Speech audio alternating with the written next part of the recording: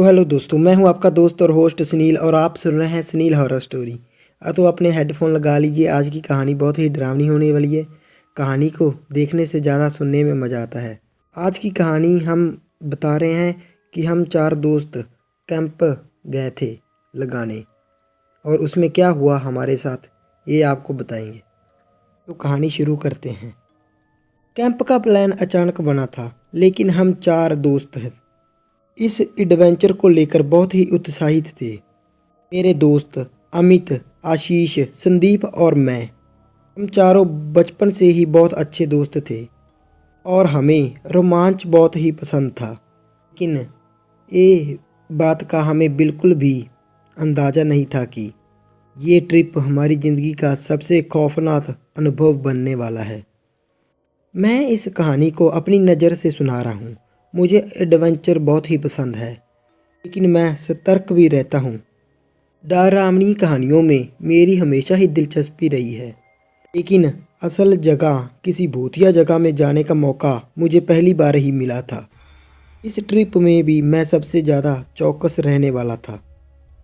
मेरा दोस्त अमित, हमारी टोली का सबसे मजाकिया लड़का, की बातें जो वो बातें करता था, कोई भी माहौल हो सबको हल्का बना देती थी। डर जैसी चीज़ को वो तो बिल्कुल ही गंभीरता से नहीं लेता था, बिल्कुल मजाक समझता था। तो प्रेत की कहानियों को तो वो सिर्फ एक अफवाह मानता था।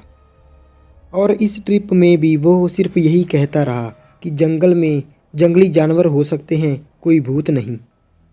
मेरा दोस्त आशीष थोड़ा गंभीर स्वभाव का रहने वाला, वह चीज़ों को गहराई से सोचता और कोई भी अनजानी चीज़ों को लेकर सतर्क रहता था। वह भूत प्रेतों पर विश्वास तो नहीं करता था, लेकिन किसी भी अनहोनी को टालने के लिए संकृत रहता था। जंगल में भी वह अमित की तरह बिल्कुल भी लापरवाह नहीं था। मेरा दोस्त लास्ट वाला संदीप, जिसे रोमांच बहुत ही पसंद था, सबसे ज़्यादा एडवेंचर और रिस्क लेने का शौक़ रखने वाला। जब ये जंगल में कैंपिंग का प्लान बना तो सबसे ज़्यादा एक्साइटेड वही था।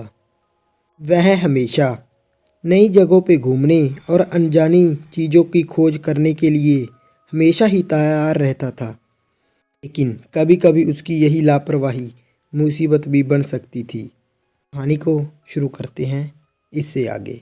हमने ज़रूरी सामान को पैक कर लिया, खाने पीने का सामान, टॉर्च, कैंपिंग टेंट और कुछ हथियार, ताकि अगर कोई जंगल में जंगली जानवर आए तो हम खुद की रक्षा कर सकें। रात होने से पहले हम जंगल के अंदर तक पहुंच जाना चाहते थे। हम गाड़ी में बैठकर जंगल की ओर निकल पड़े। रास्ते में अमित मजाक कर रहा था। दीप गूगल मैप में जंगल की जगह देख रहा था। मेरा दोस्त आशीष खिड़की के बाहर झांक रहा था और मैं सिर्फ पूरे इस सफ़र को महसूस ही कर रहा था। लेकिन हमें जरा भी अंदाज़ा नहीं था कि हम ऐसे एक सफ़र पर बढ़ रहे थे जहां डर, सन्नाटा और एक खौफनाक रहस्य हमारा बेसब्री से इंतज़ार कर रहे हैं। अब शाम हो चुकी थी, सूरज भी धीरे धीरे ढल रहा था। गाड़ी का रास्ता ख़त्म हो चुका था और अब हमें पैदल चलकर जंगल के भीतर जाना था। चारों तरफ घने पेड़, ऊंचे ऊंचे पेड़ और दूर दूर तक फैला हुआ सन्नाटा था और चारों तरफ घना जंगल ही जंगल था। अमित अब भी मजाक कर रहा था, लेकिन उसकी आवाज़ में हल्का सा डर महसूस होने लगा था। यार, ये जगह थोड़ी ज़्यादा ही सुनसान नहीं है? आशीष ने धीमी आवाज़ में कहा। ये तो मज़ा है, संदीप ने उत्साहित होकर जवाब दिया। हम धीरे धीरे जंगल के भीतर बढ़ते गए। चारों तरफ अब घना अंधेरा गिरने लगा था। टॉर्च जलाकर हमने अपना रास्ता देखा। दूर कहीं उल्लू की आवाज़ आ रही थी और हवा और पत्तों की हल्की हिलने की आवाज़ माहौल को और भी डरावना बना रही थी। कुछ ही देर में हम जंगल के बीच पहुंचकर अपना टेंट लगाने लगे। तभी हमें पास ही कुछ अजीब सी चीज़ महसूस हुई। ऐसा लगा कोई हमें जैसे देख रहा हो। किसी ने कुछ सुना? मैंने धीरे से पूछा। अमित हंस पड़ा। अरे कुछ नहीं भाई, सब तुम्हारा वहम है। लेकिन आशीष और संदीप दोनों सतर्क हो गए। संदीप ने तुरंत इधर उधर देखा और कहा, यार हमें थोड़ा लग रहा है कि चारों को ध्यान से रहना चाहिए। रात गहरी हो रही थी और अब हल्की हल्की ठंड भी लगने लगी थी। तभी हमने आग जलाने की कोशिश की, लेकिन माचिस से आग जल नहीं रही थी। ये क्या बात हुई? अमित ने माचिस को देखते हुए कहा। शायद नमी की वजह से, आशीष ने जवाब दिया, लेकिन उसके चेहरे पर चिंता के भाव थे। हमने जैसे तैसे कर टॉर्च की रोशनी में खाना खाया और टेंट के पास ही बैठ गए। अचानक तभी हमें पास ही सूखे पत्तों पर किसी के चलने की आवाज़ आई। ये क्या है? मैंने फौरन पूछा। सबने तभी एक दूसरे की ओर देखा। चारों तरफ सन्नाटा था। हमने टॉर्च जलाकर इधर उधर देखा, लेकिन वहाँ कुछ नहीं था। हो सकता है कोई जंगल में जानवर हो, अमित ने कहा, लेकिन उसकी आवाज़ पहले जैसी मजाकिया बिल्कुल भी नहीं थी। हम फिर से बैठ गए, लेकिन कुछ देर बाद वही आवाज़ फिर से आई, जैसे कोई हमारे चारों ओर घूम रहा हो। अब हमारे रोंगटे खड़े हो गए थे।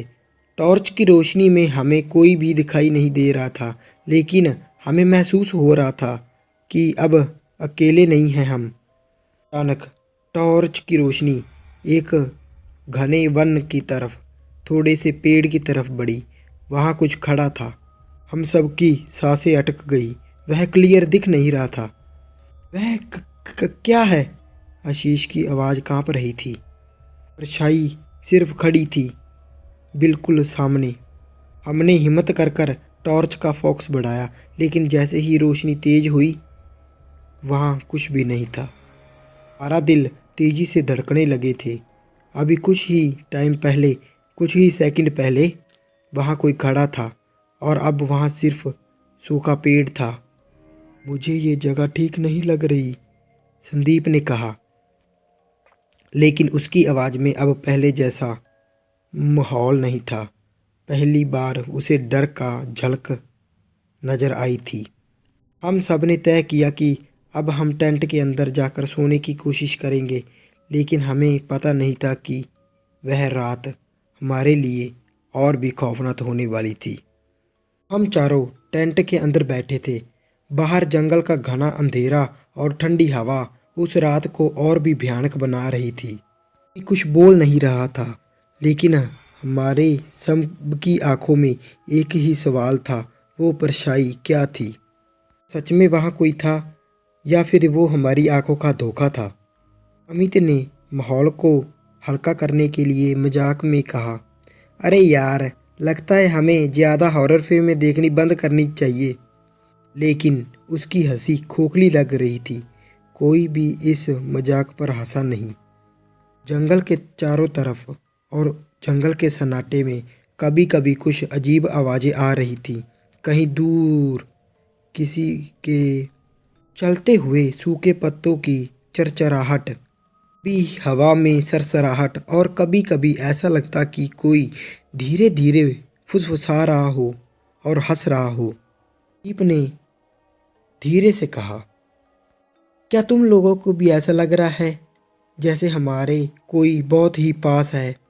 शीश ने हल्की आवाज़ में कहा, हाँ, लेकिन हमें कुछ दिख नहीं रहा। हम सब ने अपने अपने टॉर्च हाथ में पकड़ लिए, लेकिन कोई भी बाहर जाने की हिम्मत नहीं कर रहा था। ऐसा लग रहा था कि जैसे अंधेरे के बीच कोई हमें देख रहा हो सामने से और हमारी हर हरकत को महसूस कर रहा हो। कुछ देर के लिए सब शांत था। हम सब ये सोचकर खुद को समझा रहे थे कि ये सिर्फ हमारा भ्रम है, लेकिन तभी धक धक धक धक धक धक हमारे पास ही ज़मीन पर किसी की तेज कदमों की आवाज़ गूंज उठी। ऐसा लगा जैसे कोई हमारे टेंट के चारों ओर घूम रहा हो। हम सबके दिल तेजी से धड़कने लगे। अमित ने घबराकर बोला, ये हवा की आवाज़ है ना? लेकिन हमें पता था ये हवा नहीं थी, ये किसी के पैरों की आवाज़ थी। आशीष ने धीरे से कहा, कोई हमारे इधर उधर चल रहा है, लेकिन दिख क्यों नहीं रहा। हमने हिम्मत कर कर धीरे से टेंट की टेंट की जिप खोली और टॉर्च जगाई। रोशनी में इधर उधर देखा, सिर्फ सूखे पत्ते और घास दिख रहा था। हवा का बहाव कुछ अजीब था, जैसे कोई पास खड़ा हो लेकिन दिख नहीं रहा हो।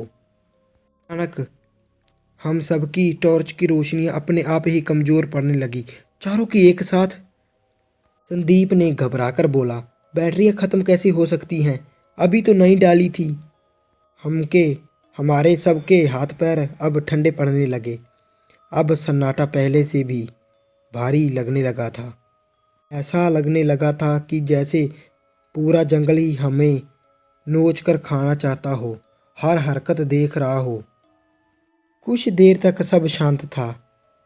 हमने अपने आप को रिलैक्स किया, लेकिन तभी टेंट के ठीक सामने कुछ फीट ही दूरी पर अंधेरे में कुछ खड़ा था। हमारी टॉर्च की रोशनी हल्की हो चुकी थी, लेकिन हमें दिखा कि वहाँ एक परछाई थी, किसी की, बिल्कुल सीधी, हमारी ओर देखती हुई। भगवान के लिए कहो कि ये कोई पेड़ है, अमित ने कांपती हुई आवाज़ में कहा। लेकिन हम जानते थे वो पेड़ नहीं था। हमारी आंखों के सामने काली परछाई खड़ी थी, बिल्कुल ही सीधे, लेकिन ऐसा लग रहा था कि जैसे वो हमारे और ही घूर रही हो। हमारी टॉर्च की रोशनी उसके करीब जाते ही तेज होकर बुझने लगी। हमारे जिस्म में सिरसराहट दौड़ गई, हम कांप गए। अमित अब कांपती हुई आवाज़ में बोला, हमें हमें हमें यहाँ से निकलना चाहिए, हमें यहाँ से निकलना चाहिए। लेकिन तभी वो परछाई हिलने लगी। नहीं नहीं नहीं, वो हिल नहीं रही थी, वो हमारी ओर बढ़ रही है। टॉर्च की रोशनी में उसे देखने की कोशिश कर रहे थे, लेकिन अजीब बात ये थी कि उसकी शक्ल दिख ही नहीं रही थी। ना उसकी आंखें, ना उसका नाक, ना उसका मुंह, उसकी कोई शक्ल थी ही नहीं। बस एक घना काला अंधेरा जो इंसान जैसी आकृति में हमारे सामने खड़ा था, और अब वो हमारी ओर ही बढ़ रहा था।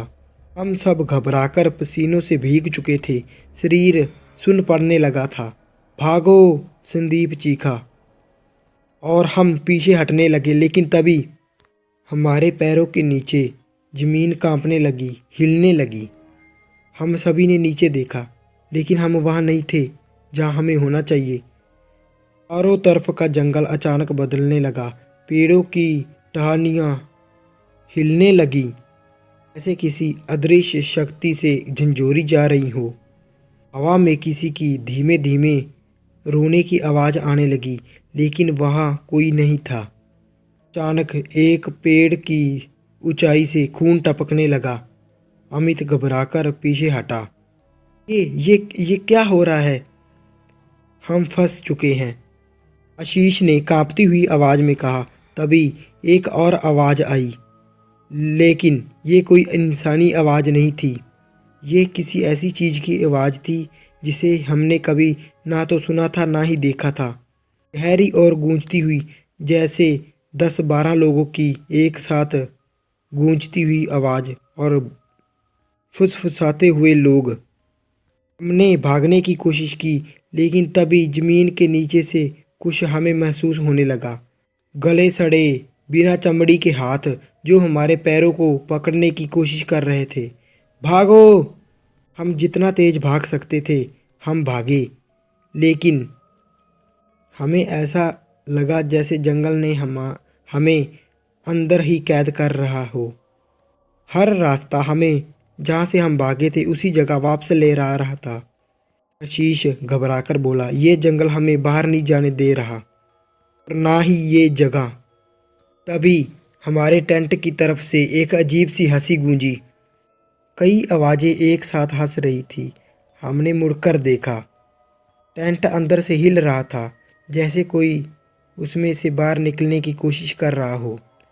मैंने कहा, यार कहाँ फंस गए यार, आना ही नहीं चाहिए था हमें यहाँ पर, मैंने घबराकर कहा।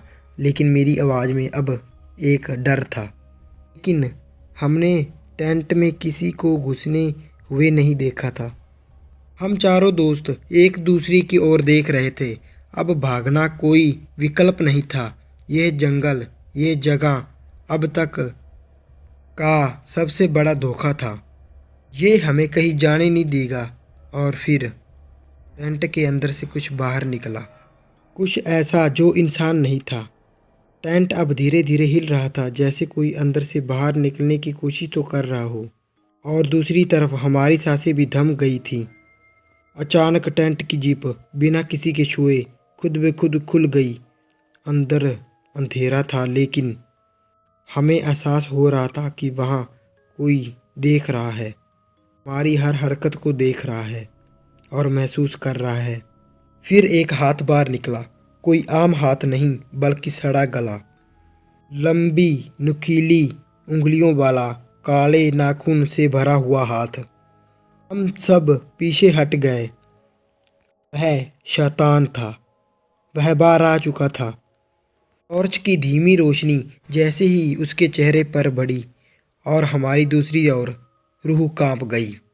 उसका चेहरा इंसानों जैसा नहीं था। वह लंबा, डरावना और बहुत ही भयानक था।